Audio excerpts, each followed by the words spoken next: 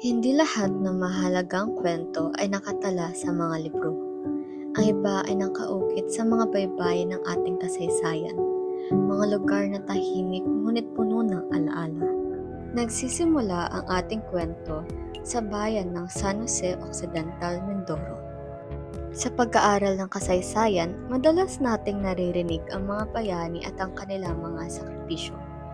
Ngunit sa pagkakataong ito, ating kilalanin ang isang lugar na naging mahalagang saksi sa paghubog ng kalayaan ng Pilipinas. Naalala niyo ba ang mga katagang "I shall return" na binitawan ni Douglas MacArthur?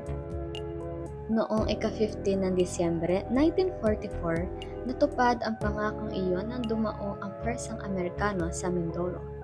Dito naganap ang Mindoro Landing, isang sorpresang pag-atake na nagpagulantang sa mga Punes na nag-aakalang sa Negros o panay dadaan ang mga kalyadong pwersa. Ang Mindoro Landing ay naging mahalagang hakbang sa pagpapalaya ng bansa. Sa loob lamang ng ilang araw na itayo ang mga fighter bases at airstrip sa San Jose. Ginamit ito bilang suporta sa mga susunod na operasyon upang bawiin ang Luzon at Maynila. Sa kasalukuyan, ang bayan ng San Jose ay nagpatayo ng isang monumento sa Aroma Beach, ang lugar na tinatawag na Second Landing ni MacArthur.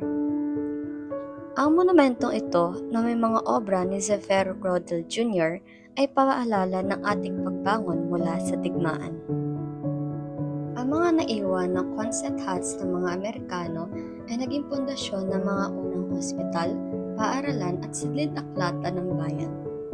Ang mga kalsada, tulay at airport na itinayo noon ay naging simula ng modernong infrastruktura ng San Jose.